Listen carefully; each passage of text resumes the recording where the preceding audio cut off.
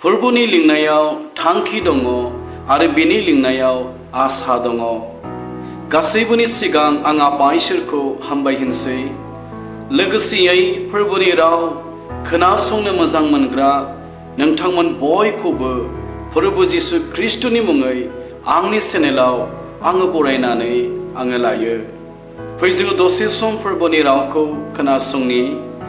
जोङो नायगोन फोरबोनि लिंनायाव थांखि दङ आरो बेनि लिंनायाव आसा दङ। आङो फरायगोन जागायजेननाय 12 आयदा 1निफ्राय आङो 3 पदसिम फरायगोन। गोजौआव बेबादि लिरनाय दङ, इसोरा आब्राहामखौ लिंनाय जिसुनि मुङै। फोरबोआ आब्राहामखौ होनदों, नोङो गावनि हादर फोलेर आरो गावनि बिफानि नखरखौ नागारनानै आङो नोंनो जे हादरखौ दिन्थिगोन नोङो बेयावनो थांदो। अब्ला आङो नोंनिफ्राय मोनसे गेदेर जाति खालामगोन आरो नोंखौ बोर होनानै मुंदांखा खालामगोन। आरो नोङो बोरनि गुदि जागोन। जायहा नोंखौ बोर होगोन आङो बिखौ बोर होगोन आरो जायहा नोंखौ सावहोगोन आङो बिखौ सावहोगोन। आरो बुहुमनि फोलेरमानिफ्रा नोंजोंनो बोर मोनगोन।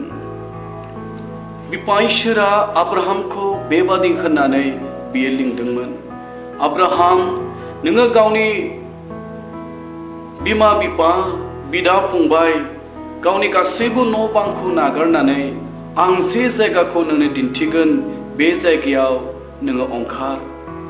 अब्ला आङो नोंखौ बोर होगोन, नोंनिफ्राय मोनसे गेदेर जाति उजिगोन आरो पृथिबिनि फोलेरमानिया नोंनि गेजेरजों बोर मोनगोन। जायहा नोंखौ बोर होगोन आङो बिखौ बोर होगोन। जायहा नोंखौ सावहोगोन आङो बेखौ सावहोगोन। फोरबोआ आब्राहामनो गिदिर मोनसे आसाखौ होनानै बियो लिंदोंमोन। थारैनो फोरबोनि आब्राहामखौ लिंनायाव गिदिर मोनसे थांखि दङमोन आरो लोगोसेयै फोरबोनि लिंनायाव आसा दङमोन। जेब्ला फोरबोनि लिंनाय रावखौ आब्राहामा खोनादों अब्ला बियो बेखौ नाजावनानै लादों आरो फोरबोनि लिंनायखौ बियो खोनानायजों लोगोसे बियो नाजावदों आरो बेबायदियैनो गावनि बिमा बिफा बिदा फंबाय न' बांखौ नागारनानै फोरबोनि उन उन फोरबोनि दिन्थिनो जायगायाव बियो आगान सुरलांदोंमोन। आरो बाइबेला जोंनो मिथिहोयो बेबायदियैनो इसोरनियाव गिदिर मोनसे फोथायनानै बियो फोरबोनि दिन्थिनाय जायगायाव ओंखारबोनायनि थाखाय फोरबोआ बिखौ बोर होदोंमोन। ख्रिस्टनि अनजाग्राफोर, दिनैबो फोरबोआ जोंखौ गोबां जायगानिफ्राय बियो लिंदों। नोंनि जिबनाव नोंनि नखरखौ लानानै नोंनि बेक्तिगत जिबनखौ लानानै नोंहा गोजोननाय गैयाब्ला, ख्रिस्टनि अनजाग्राफोर, नोंनि जिबनाव दिनै जेबो आसा गैयाबादि नोङो मोनदोंब्ला, नोंनि जिबनाव जेबो मोनसे थांखि लानो हायाबादि मोनदोंब्ला, नङाब्ला नोंनि जिबनाव गले गले फेलें जानांदोंब्ला, ख्रिस्टनि अनजाग्राफोर, फोरबोआ दिनै नोंखौ लिंदों। नोंनि जिबनाव फोरबोनि गिदिर मोनसे थांखि दङ। नोंनि जिबनखौ लानानै नोंनि नखरखौ लानानै फोरबोआ गिदिर मोनसे थांखि दङ।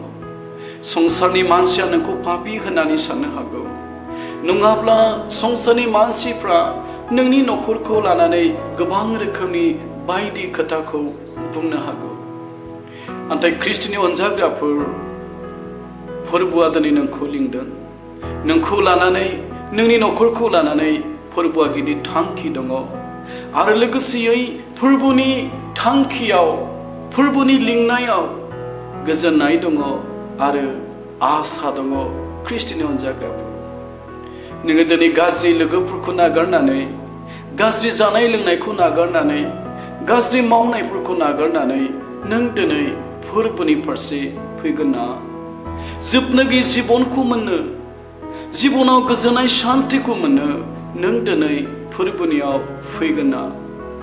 नोङो आब्राहाम बादि दिनै फोरबोनि लिंनायखौ नोङो खोनासंनानै नोङो फैयोब्ला नोङो दिनै फोरबोनि बिसा नोङो जानो हागोन।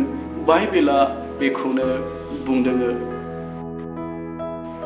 बेनिखायनो जेब्ला जोङो 2 करिन्थिया 6:17 आरो 18 पदखौ फरायगोन, बेयाव बेबादि लिरनाय दङ।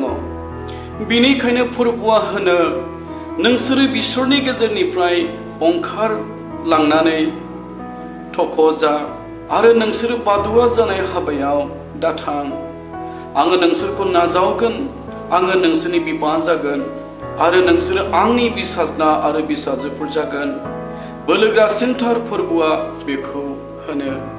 ख्रिस्ट'नि अनजाग्राफोर, दिनै नोङो फोरबोनि रावखौ खोनानानै फोरबोनि फारसे नोङो फैयोब्ला, नोङो गासैनिफ्राय गावखौ थख'यै नोङो लाखियोब्ला, ख्रिस्ट'नि अनजाग्राफोर, फोरबोआ नोंखौ बोर होगोन। फोरबोआ नोंनो आशीर्बाद होगोन आरो बियो नोंजों लोगोसे थागोन। फोरबोआ बुंदों, आङो नोंखौ नाजावगोन। बेजों लोगोसे गाहाय सारियाव बुंबाय, नोङो आंनि बिसाजो आरो बिसाज्ला जागोन। ख्रिस्ट'नि अनजाग्राफोर, दिनै नोङो सोरजिगिरि बिफा इसोरनि बिसाज्ला होननानै मुंख'जानो लुबैयोना? नोङो दिनै फोरबो